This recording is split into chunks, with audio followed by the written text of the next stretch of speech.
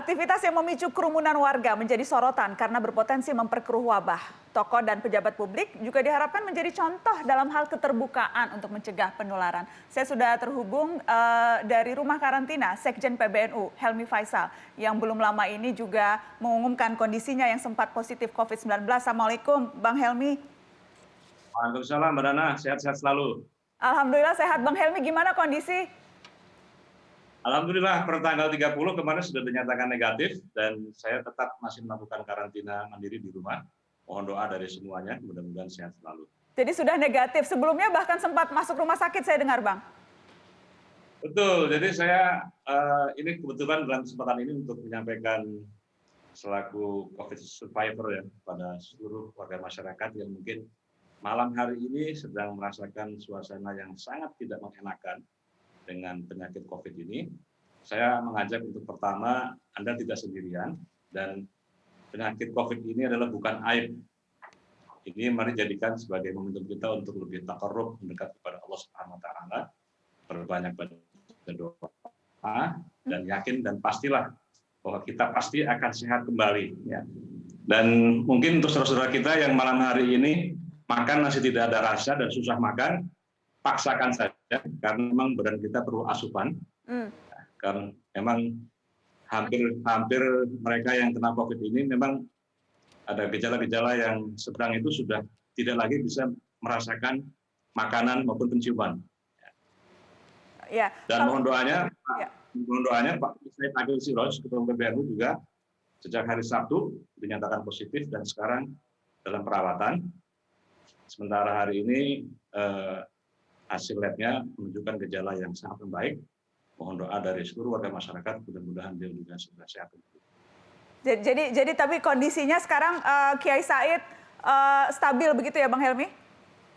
Stabil, artinya perkembangannya sekarang sudah mulai membaik. Mohon doa dari semuanya, mudah-mudahan perkembangan kedepannya akan lebih sehat kembali.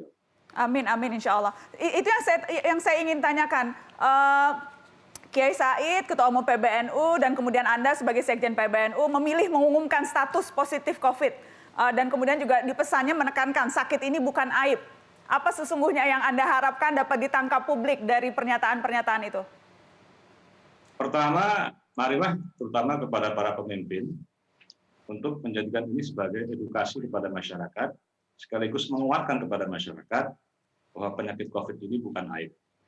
Yang kedua tentu ini untuk membantu pemerintah, tenaga kesehatan untuk memutus mata rantai dari penyebaran COVID. Karena selaku pemimpin ormas kita kan ketemu dengan banyak orang, sehingga tokoh-tokoh ataupun orang-orang yang pernah bertemu dengan kita setidaknya bisa melakukan swab untuk dilihat apakah tertular atau tidak. Jadi ini kebutuhannya sesungguhnya untuk pertama memberikan rasa aman tentunya kepada saudara-saudara kita, pada kerabat kita. Yang kedua, juga untuk menemani saudara-saudara kita yang sedang kena COVID bahwa ini sekali lagi bukan aib, bahwa penyakit ini bisa menimpa kepada siapapun dari kalangan manapun. Oke, baik. Yang jelas hari ini pimpinan FPI Rizik Syihab juga menyampaikan permintaan maaf secara terbuka terkait peristiwa kerumunan yang terjadi beberapa waktu lalu. Saya minta maaf kepada semua masyarakat kalau dalam kerumunan di bandara, di Petamburan, di Tebet, di Megamendung terjadi suatu penumpukan yang memang di luar kendali karena antusiasnya. Nah, maka itu saya langsung dengan kawan-kawan di DPP FPI semenjak kejadian itu kita stop, tidak ada lagi kerumunan, bahkan seluruh rencana jadwal ke luar kota, ke daerah, kita stop sampai pandemi ini berakhir. Nah, jadi kita harus hormati protokol kesehatan itu buat semua. Itu termasuk akhlak juga yang mesti kita jaga. Nah, jadi saya serukan kepada seluruh bangsa Indonesia agar kita mendapat keberkahan dari Allah, wabah ini segera selesai. Ayo sama-sama kita ikut protokol kesehatan. Apa yang melatar belakangi pernyataan ini? Saya sudah terhubung dengan Sekretaris HRS Center, Haikal Hasan Baras. Assalamualaikum, Pak Haikal. Waalaikumsalam, Mbak Nana. Pak Haikal, jadi menjadi pertanyaan banyak orang nih soal status kesehatan Habib Rizik. Bisa Anda ceritakan, bisa Anda tegaskan sebetulnya sehat atau kurang sehat, positif COVID atau negatif COVID? Ada dua pertanyaan Mbak Nana. Yang pertama, atau yang melatar belakangi. Memang begitulah Habib Rizik. Selama ini kan kita tidak dengar penjelasan langsung dari beliau. Yang selama ini kita dengar dari netizen dan buzzer. Buzzer bilang positif, buzzer bilang kabur, dan sebagainya. Pernyataan dari beliau belum ada. Dan sekarang baru pernyataan dari beliau dengan resmi. Pernyataan dari beliau dengan jiwa besar. Minta maaf terjadi kerumunan, ini bukan kehendak beliau. Dan untuk dicatat Mbak Nana, kami ini tim 6 yang mengupayakan kepulangan Habib Rizik itu dengan sembunyi, yang akhirnya terjadi hambatan, kemudian Habib Rizik umumkan tidak untuk mobilisasi dan terjadi kerumunan, dan beliau sudah minta maaf dan sudah denda, bayar denda pada waktu di Petamburan. Terus apa yang melatar belakangi yaitu, terus bagaimana kesehatannya beliau setelah pulang itu letihnya luar biasa, kemudian dites swab, kemudian Pak Munarman sebagai sekretaris umum dari FPI telah mengumumkan hasilnya negatif. Lalu kemudian beliau tutup pintu tidak terima tamu setelah acara peletakan batu pertama di puncak.